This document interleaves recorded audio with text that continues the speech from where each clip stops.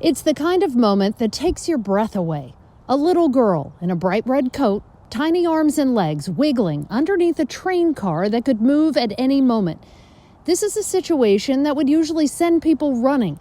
But in Hammond, Indiana, there's no commotion, no cry for help when an elementary school student crawls between the tracks. It's quiet as she dusts herself off, casually picks up her book bag and a dropped water bottle, and carries on. Her book bag could have got caught, her jacket could have got caught, the train could have started moving while she caught. Moments like this still shock Akeisha Henderson, who moved here nearly 3 years ago. You better start moving, that thing's gonna move any second now. A few months ago, she started recording them, posting on social media, showing the world what normal looks like in a city where trains may block the street for hours at a time. There's no end this way that we can cross over. It's too far down. Leaving kids with no choice but to take their chances, tangling with the steel beast that often stands in their way to school. I know they're used to it, I can tell. Because it's like they didn't hesitate to do it. They didn't pause and think. They're just like, okay, we're just going over. Like, it was nothing to them. It's a harrowing situation people in this community say has become commonplace, with parked trains blocking people and cars from crossing several times a week. Industry experts tell us trains generally stop like this because their crews have reached the maximum hours they can work, or because of rail switching practices which impact when and where trains can move. When they finally do, we saw there's little notice given. It's heartbreaking, terrifying. Our national investigative team and our partner, ProPublica, repeatedly saw why, watching a teenage student running late, hefting his bike through stalled train cars on his way to school. Crowds of elementary kids gathering to see if a train would move before they had to file across one by one to make the morning bell. Parents helping their children with the big jump. And even that little girl in the red coat crawling alone to the other side of the tracks, where a crossing guard waits just 2 blocks down the street to personally guide students safely through the next intersection on their route. The middle school is right here where the sign is at, and straight down the street is the high school, Morton High School. The trip to attend them, often a risky one, captured on a mother's cell phone in hopes the footage would finally help to change things. Someone else needs to see this. Look at that little bitty baby. What do you think when you see that? I think it's outrageous. We took the video to members of Congress. When you saw that video, what was your reaction? It's shocking. And Transportation Secretary Pete Buttigieg. It's exactly why we believe that there needs to be and can be more done about this issue. An issue that impacts communities across the country. Our national investigative team combed through data from the Federal Railroad Administration, which has been collecting blocked crossing complaints from the public since 2019. Last year alone, that data shows more than 30,000 reports of blocked crossings across the nation, with Texas, Ohio, Illinois, Indiana, and Tennessee in the top 5 for complaints. Nearly 1,000 reports to the FRA detailed crossings blocked for more than a day, and hundreds of complaints report serious concerns, like pedestrians who climb on, over, or through trains. They also detail an even wider issue.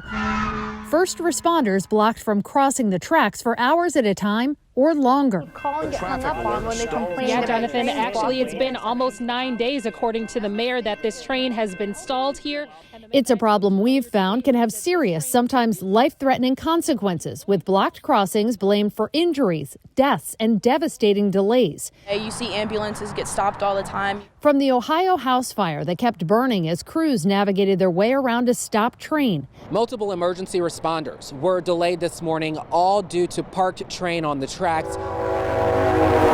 To communities in Arkansas, Georgia, Kansas, and Texas dealing with blocked crossings that put lives at risk. There's been a couple kids where it lasted 3 days. Mike Hull understands. When you do know that there's a medical emergency or you do know that there's an active fire, I mean, it's frustrating. He's been a firefighter for more than 20 years and is now union president in Hammond, where he says police officers, ambulances, and fire trucks are forced to find ways around stalled trains on a weekly basis. In other towns and cities across the U.S., long, slow-moving trains that go on for miles also freeze first responders. Even in a crisis, though, they have no authority to make sitting trains move or to limit how long lengthier carriers block crossings. The Federal Railroad Administration doesn't either, with no federal laws related to blocked crossings. For decades, it was states that had control over what happened on the rails.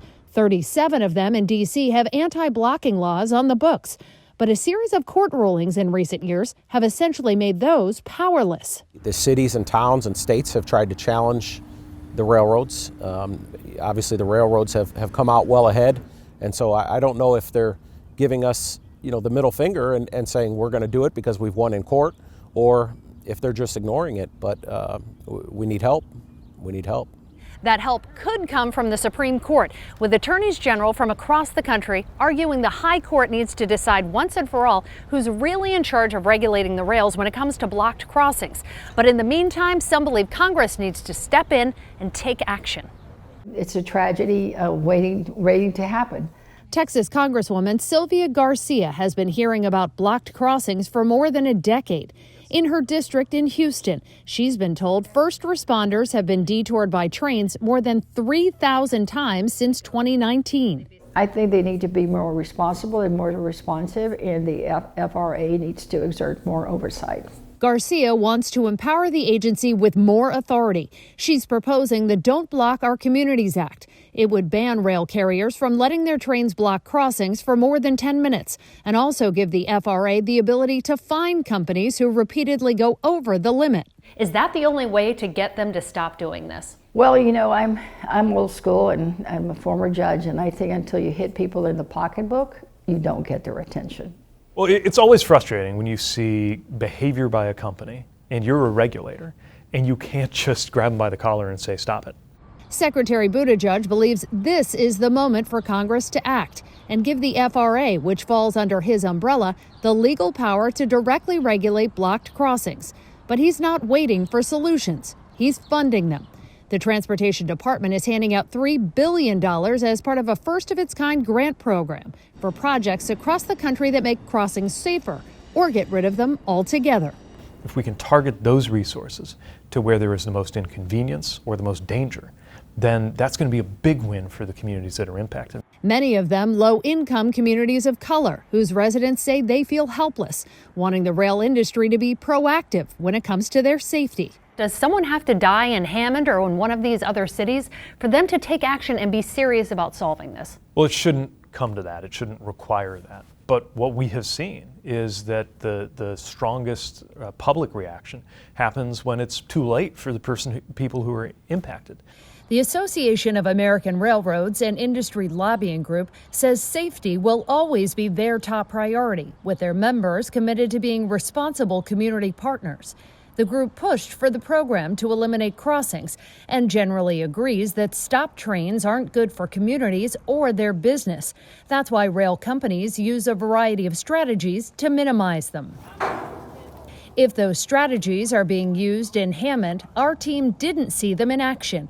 A Norfolk Southern train sat blocking crossings for at least 4 hours during the busy morning rush, echoing what we've repeatedly heard from the community. If we turn down this money, you'll be here 10 years from now talking about stop trains and nothing will be done. That's a fact. A recent meeting had residents facing off over a proposed solution, a highway overpass that safety advocates say wouldn't actually solve the problem for pedestrians and would take years to build. Hammond may not have to wait. Norfolk Southern, whose train we saw blocking crossings, abruptly canceled an interview with Investigate TV and ProPublica. But after we posted our story online, Hammond's mayor says he got a call from the company's CEO saying he wants to fix the situation. We're told they're now working together on a solution to protect kids whose walk to school is often blocked by stopped trains, with details coming soon. We did it. You did it.